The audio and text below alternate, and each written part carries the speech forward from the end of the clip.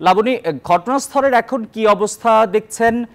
শিক্ষক শিক্ষার্থীরা এসেছেন কি? শিক্ষার্থীরা এসেছেন এবং এখানে বিমান বাহিনীর সদস্য এবং অন্যান্য আইন শৃঙ্খলা বাহিনীর সদস্য যারা তারা আছেন এবং যদি একটু দেখায় যে আসলে এই ঘটনাস্থলটি কিন্তু দেখতে অনেকেই আসছেন এবং এখানে বিমান বাহিনীর যে কার্যক্রম তাদের সবশেষ যে আলামত সংগ্রহের কার্যক্রম সেটি তারা সমাপ্ত ঘোষণা করেনি এখন পর্যন্ত, তবে এই মুহূর্তে আসলে কোনো কার্যক্রম চলছে না এবং কিছুক্ষণ আগ পর্যন্ত আমরা দেখছিলাম যে এখানে ছোট ছোট ধ্বংসাবশেষ যেগুলো পড়েছিল সেগুলো তারা উদ্ধার করেছেন এবং বিমান বাহিনীর সদস্যদের সাথে আমরা কথা বলার চেষ্টা করেছি। তারা যেটি বলেছেন যে তারা এখানে আসলে গণমাধ্যমের সাথে কোনো স্টেটমেন্ট দিবেন না, তাদের যে স্টেটমেন্ট বা তাদের যে বক্তব্য সেটি আইএসপি থেকে দেয়া হবে এবং আমরা পরবর্তীতে আইএসপি এর সাথে যোগাযোগ করেছি এবং তারা যেটি বলেছেন তারা হয়তো বা আনুষ্ঠানিক একটি ব্রিফিং করতে পারে এবং সেই ব্রিফিংয়ে হয়তো বা যে অগ্রগতি যে তথ্য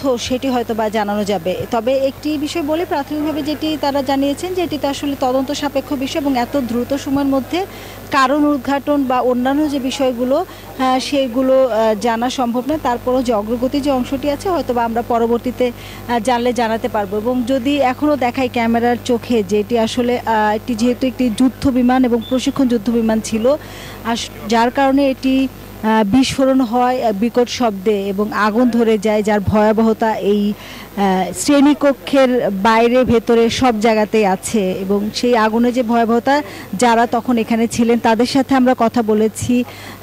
এরকম ভয়াবহ অভিজ্ঞতা তাদের জীবনে আসলে অনেকেই আসেনি এবং স্কুলের যে শিক্ষক শিক্ষার্থী যারা আছেন তাদের সাথেও আমরা কথা বলেছি এবং শিক্ষকদের পক্ষ থেকে জানানো হয়েছে যে তারা আসলে কতজন নিখোঁজ আছেন এই বিষয়টি তারা এখনও শনাক্ত করতে পারেননি, তবে তারা চেষ্টা করছেন যে কতজন শিক্ষার্থী ক্লাসরুমে ছিল, যেহেতু তখন ছুটি হয়ে গিয়েছিল, একটার সময় ছুটি হয়ে যায় এবং 1:06 ঘটনাটি ঘটে। কিছু শিক্ষার্থী বাইরে ছিল, সব কিছু মিলিয়ে হাসপাতালে যারা আছে তাদের নাম এবং তাদের তথ্যগুলো সংগ্রহের যে কার্যক্রম সেটি চলছে এবং সেই তথ্যের সাথে ক্লাসরুমে যারা ছিল তাদের তথ্য এবং সবার যে ঠিকানাগুলো আছে এবং তথ্যগুলো আছে সেগুলো সংগ্রহ করে কতজন নিরাপদ আছেন সব কিছু শেষ হলে হয়তোবা তারা আমাদেরকে আনুষ্ঠানিক ব্রিফিং করবেন, এটি আমরা জানতে পেরেছি এবং এই মুহূর্তে এখানে এখনও উৎসুক জনতার যে ভিড় সেটি কিন্তু আছে এবং আইনশৃঙ্খলা বাহিনীর সদস্যরা বারবারই অনুরোধ করছেন যে যাদের দেখা হয়ে গেছে তারা যেন এই জায়গাটি ছেড়ে দেন। তো সব কিছু মিলিয়ে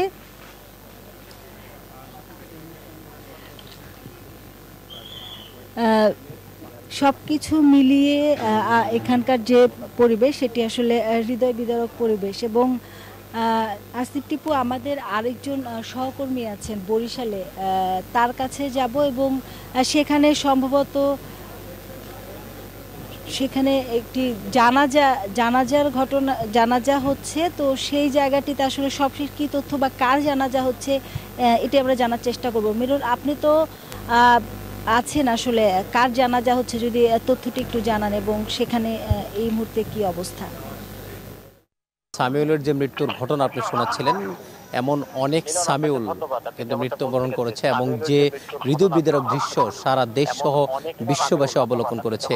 গতকালকে যে জায়গাটিতে এই হৃদয় বিদারক ঘটনা ঘটেছে সেই মাইলস্টোন কলেজের পেছনের অংশটাতে আমরা রয়েছে, অর্থাৎ যে জায়গাটিতে এখন মানুষ দেখতে আছেন কেবলই স্মৃতি হিসাবে, কারণ গতকালকে যারা এখানে সেই শিক্ষার্থীরা এখানে পড়াশোনা করতে এসেছিলেন আজকে তাদের সহপাঠী বা আশেপাশের মানুষগুলো তাদের খোঁজখবর নিতে আসেননি, বরং তো তাদের যে জায়গাটিতে তারা যে মারা গিয়েছেন বা তারা বিমান দুর্ঘটনার শিকার হয়েছেন সেই জায়গাটিতে তারা এসেছেন। মাইলস্টোন কলেজের আমরা যদি বলি যে পেছনের যে গেটটি সেই গেটটিতে এখানে শুধু মানুষ আর মানুষ আসছেন, যারা যে জায়গাটিতে দুর্ঘটনা ঘটেছে সেখানে তারা দেখছেন, কেউ আবার আবেগ আপ্লুত হয়ে যাচ্ছেন যে এমন একটি হৃদয় বিদারক দৃশ্য আসলে মেনে নেওয়ার মতো না, এতগুলো নিষ্পাপ শিশুর প্রাণ ঝরে গেল। কেউ আসছেন, কেউ দুঃখ ভারাক্রান্ত মনে তারা তাদের কথাগুলো প্রকাশ করছেন। এখানকার যারা শিক্ষক এবং যারা সিনিয়র আছেন এই প্রতিষ্ঠানের, তারাও আসলে এমন একটি ঘটনার সাক্ষী হবেন সেটা তারা কখনো বুঝতে পারেননি। তারা কখনো বুঝতে পারেননি যে এমন একটি বড় ক্যাম্পাসে এত বড় ধরনের দুর্ঘটনা ঘটবে। মাইলস্টোন কলেজটি অনেক বড় একটি প্রতিষ্ঠান, মাঠটি অনেক বড়। মাঠের পূর্ব প্রান্তে যে দোতলা যে বিল্ডিং আছে সেই বিল্ডিংটি মূলত বিধ্বস্ত হয়েছে। আপনি দেখতে পাচ্ছেন যে সাধারণ মানুষ যারা এই জায়গাটিতে সকাল থেকে আসছেন শুধু সেই বিধ্বংস জায়গাটিতে দেখার জন্য, মানুষের উপস্থিতি কিন্তু বাড়ছে। কিছুক্ষণ আগেও এখানে কাউকে ঢুকতে দেওয়া হচ্ছিল না, আইনশৃঙ্খলা রক্ষাকারী বাহিনীর এক ধরনের কড়াকড়ি ছিল, কিন্তু মানুষ যখন আসলে বারবার দেখতে চাচ্ছিল সেই জায়গাটিতে অনুরোধ করছিল তখন খুলে দেওয়া হয়েছে। এখন আবার যারা ভিতরে আছেন তারা আস্তে আস্তে বের হয়ে যাচ্ছেন, ভিতরে আর কাউকে ঢুকতে দেওয়া হচ্ছে না। দেখতে পাচ্ছেন যে লোকজন যারা ভিতরে ঢুকেছিল তারা ইতিমধ্যেই বের হয়ে যাচ্ছেন, আবার নতুন করে যারা আসছেন তারা ঢোকার চেষ্টা করছেন, কিন্তু আর কাউকে ভিতরে ঢুকতে দেওয়া হচ্ছে না।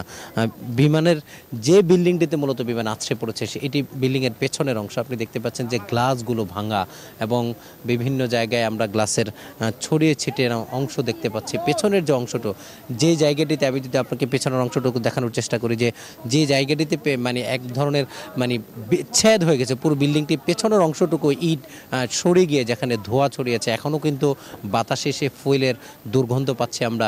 তার পেছনে একটা পরিত্যক্ত ছাদ আছে, সেখানে উৎসুক জনতা সেখানে উঠে আসলে পেছন দিক থেকে দেখার চেষ্টা করছেন আসলে কতটা ভয়ানকভাবে, কতটা অমানবিক এখানে অমানবিক পরিবেশ সৃষ্টি হয়েছিল সেটি তারা দেখছেন, এবং কেউ কেউ সেটিকে মোবাইলে ধারণ করার চেষ্টা করছেন যে এমন একটি দুর্ঘটনা। আপনি জানেন যে এখানে জায়গাটা ঘনবসতি না, যেহেতু দিয়াবাড়ির জায়গাটা আস্তে আস্তে এই জায়গায় মানুষ বসবাস শুরু করেছে, মেট্রো রেলের কল্যাণে মানুষ এখন এদিক দিয়ে বেশি যাতায়াত করছে। এমন একটি ফাঁকা জায়গায় মূলত এই ঘনবসতিপূর্ণ না হওয়া সত্ত্বেও কিন্তু একটি বড় দুর্ঘটনা ঘটে গেছে। কারণ যখন এই বিমান দুর্ঘটনাটি ঘটে, অর্থাৎ FB7 যখন এই বিমানটি দুর্ঘটনা ঘটে তখন কিন্তু ক্লাস চলছিল। ক্লাস শেষে শিক্ষার্থীদের একটি অংশ যখন বাড়ি যাচ্ছিল, আরেকটি অংশ কোচিংয়ের জন্য অপেক্ষা করছিল, তখনই কিন্তু এই দুর্ঘটনা ঘটে। এবং পাশেই অপেক্ষমান বা গার্ডিয়ান যারা ছিলেন তারাও কিন্তু সেই বাচ্চাদেরকে নেওয়ার জন্য অপেক্ষা করছিলেন, তখনই কিন্তু সেই মর্মান্তিক ঘটনাটি ঘটে যায় এবং তারা সেখানে ভিতরে যাওয়ার চেষ্টা করেন। ইতিমধ্যেই আমরা 27 জনের মৃত্যুর খবর পেয়েছি, অনেকেই ক্রিটিক্যাল ইনজুর্ড, 78 জনের মতো বার্ন ইউনিটে ভর্তি রয়েছে। আপনি দেখতে পাচ্ছেন যে দর্শক যারা আছেন ও উৎসুক দর্শক যারা আছেন তারা এখানে ভিতরে ঢোকার চেষ্টা করছেন যে আসলে সেই জায়গাটিতে দেখার জন্য, কিন্তু ইতিমধ্যে আইনশৃঙ্খলা রক্ষাকারী বাহিনী তাদের কাজের সুবিধার্থে, কারণ উৎসুক জনতার ভিড়ে এতই বেড়ে চলছে, যখন শোনা গেল যে সবাইকে ঢুকতে দিচ্ছে তখন উপস্থিতি বেড়ে গেল, এখনও অনেককে ঢুকতে দেওয়া হচ্ছে, আবার ঢুকছে সেই জায়গাটি দেখার জন্য। কিন্তু এসব করে কিন্তু উৎসুক জনতার কারণে তো কাজের ব্যাঘাত করছে। যদিও ইতিমধ্যেই বিমানের ধ্বংসাবশেষ সরিয়ে নিয়েছেন বিমান বাহিনীর সদস্যরা এবং ফায়ার সার্ভিসের সদস্যরা আছেন। একটু পরে হয়তো বা আইএসপিআর পক্ষ থেকে আনুষ্ঠানিকভাবে ব্রিফিং করে কিছু জানানো হতে পারে, যেটি আমার সহকর্মী লাবণী বলছিলেন। আমার সহকারী বাবু যদি একটু দেখান যে মানুষ কিন্তু এখনও ভিতরে ঢোকার চেষ্টা করছেন সেই জায়গাটি দেখার জন্য। ফলে আপনি দেখতেই পাচ্ছেন যে সে উৎসুক জনতার ভিড় কিন্তু এখনও আছে। সব মিলিয়ে বলা চলে যে একটি মর্মান্তক হৃদয় বিদারক ঘটনা বাংলাদেশের মানুষ সাক্ষী হয়েছে, যে একটি আবেগঘন পরিবেশ তৈরি হয়েছিল সেটি কিন্তু এখনও আছে। মানুষ যারা আসছেন তারাও আবেগে আপ্লুত হয়ে যাচ্ছেন। আমাদের আরেক সহকর্মী আসছেন নাইম আল জেকো, তিনি আসলেও জানাবেন আজকের এই গতকালকের যে ঘটনা সেই সম্পর্কিত, তিনি যেটি দেখছেন সেই সম্পর্কিত তার কাছে কি তথ্য আছে সেই সম্পর্কিত তথ্য তিনি জানাবেন। জেকো। টিপু, জাতীয় বার্ন ইনস্টিটিউট থেকে সকালে আনুষ্ঠানিকভাবে যে ব্রিফিং করা হয়েছে সেই ব্রিফিংয়ে কিন্তু জানানো হয়েছে যে এখন পর্যন্ত 27টি প্রাণ ঝরে গেছে গতকালের এই মাইলস্টোন স্কুলে যে বিমান বাহিনীর যে প্রশিক্ষণ বিমান বিধ্বস্তের ঘটনায়। এবং যারা আহত রয়েছেন তারা কিন্তু বিছানায় কাতরাচ্ছেন, কারণ ডাক্তার এবং যারা কর্তৃপক্ষ আছেন তাদের পক্ষ থেকে কিন্তু জানানো হয়েছে যে আসলে তাদের সংকটাপন্ন অবস্থায় আছেন এবং অধিকাংশর ক্ষেত্রেই কিন্তু 20 থেকে 80% পর্যন্ত আসলে শরীর পুড়ে গেছে। এবং যেটা আসলে খুবই আশঙ্কাজনক, এই জাতীয় বার্ন ইনস্টিটিউটে যে ভর্তি রোগীর সংখ্যা সেটা কিন্তু 42 জন এবং এর মধ্যে 38 জনের অবস্থা আশঙ্কাজনক, এর মধ্যে 15 থেকে 18 জনের অবস্থা গুরুতর আশঙ্কাজনক। আর সব হাসপাতাল মিলিয়ে এখন পর্যন্ত 78 জন রোগী কিন্তু গতকালকের ঘটনায় ভর্তি আছেন এবং অধিকাংশ জনকে কিন্তু আসলে রাতে এবং সকাল থেকেও বেশ কয়েকজন আনা হয়েছে, এই বার্ন ইনস্টিটিউটে আসলে ট্রান্সফার করা হয়েছে এবং এখানে তাদের চিকিৎসা ব্যবস্থা দেওয়া হচ্ছে। একটি বিষয় আপনাদেরকে জানিয়ে রাখতে চাই, সেটা হচ্ছে যে কর্তৃপক্ষ থেকে এতটুকু জানানো হয়েছে যে সিঙ্গাপুরের যে বার্ন ইনস্টিটিউট আছে প্রয়োজনে সেই বার্ন ইনস্টিটিউট থেকে আসলে আসলে ডাক্তারের সাথে কনসালটেন্ট করা হবে এবং প্রয়োজনে যাদের অবস্থা আসলেই আরও বেশি গুরুতর আশঙ্কাজনক তাদেরকে প্রয়োজনে সিঙ্গাপুরে ট্রান্সফার করানো হবে। এবং নিখোঁজের যে বিষয়টি, সকাল থেকে কিন্তু আমরা এখন পর্যন্ত কোনো নিখোঁজের বিষয়ে সন্ধান করতে আসলে কাউকে আসতে দেখিনি এখানে, বা কেউ কোনো স্বজন কিন্তু এখানে আসেননি। তবে কিছু কিছু অ্যাম্বুলেন্স আমরা ঢুকতে দেখেছি পেশেন্ট নিয়ে, যারা শিক্ষার্থীরা ছিলেন অ্যাম্বুলেন্সগুলোতে, তাদেরকে কিন্তু চিকিৎসার জন্য হাসপাতালের ভেতরে নেওয়া হয়েছে। আর এর মধ্যে কিন্তু যে 27 জন মৃত্যুবরণ করেছেন তাদের মধ্যে কিন্তু 20 জনের লাশ ইতিমধ্যে হস্তান্তর করা শেষ হয়েছে। আর যে বাকি 7 জন আছে তাদের লাশ আসলে ঠিক কখন নাগাদ হস্তান্তর করা হবে বা কিভাবে হস্তান্তর করা হবে এ বিষয়ে কিন্তু আমাদেরকে কোনো তথ্য জানানো হয়নি। আরেকটি বিষয় জানিয়ে রাখতে চাই, গতকালকের যে বিষয়টা সেটার প্রেক্ষিতে আজকে কিন্তু স্বাস্থ্য ও পরিবার পরিকল্পনা মন্ত্রণালয়ের সহকারী সচিব তিনি কিন্তু আসলে ব্রিফ করেছেন সকাল 8টার সময়, এবং সে ব্রিফিংয়ে জানানো হয়েছে রক্তের যে স্বল্পতা ছিল সেটা এখন আপাতত নেই, তবে নেগেটিভ জাতীয় যে রক্তগুলো আছে সেগুলোর প্রয়োজন হতে পারে। তো সেক্ষেত্রে আসলে যে আশেপাশে সংশ্লিষ্ট যে হাসপাতালগুলো আছে বার্ন রিলেটেড, সেই হাসপাতালগুলোতে আসলে যোগাযোগের বিষয়টা কথা বলা হয়েছে। তবে অন্যান্য রক্তের যে স্বল্পতা ছিল সেটা পূরণ হয়েছে।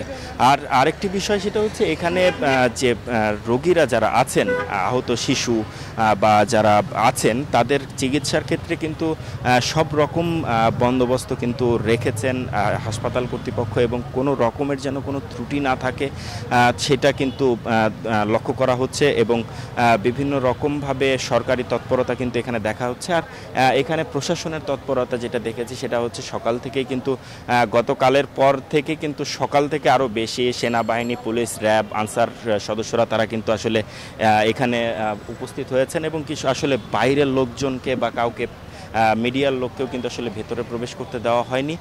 তবে এখন পর্যন্ত নিখোঁজের যে বিষয়টা সেটা কিন্তু আসলে অনুসন্ধান চলছে, পরবর্তীতে এই বিষয়ে জানানো হবে। তো বার্ন ইনস্টিটিউট থেকে এই ছিল আমার কাছে সর্বশেষ তথ্য। টিপু। মাহমুদ হাসান, আপনাকে ধন্যবাদ। বান্ডেল থাকলে প্রতি সেনমানিতে টাকা বাঁচবে। বিকাশ সেনমানি বান্ডেল কিনে জিতুন প্রতি লেনদেনে।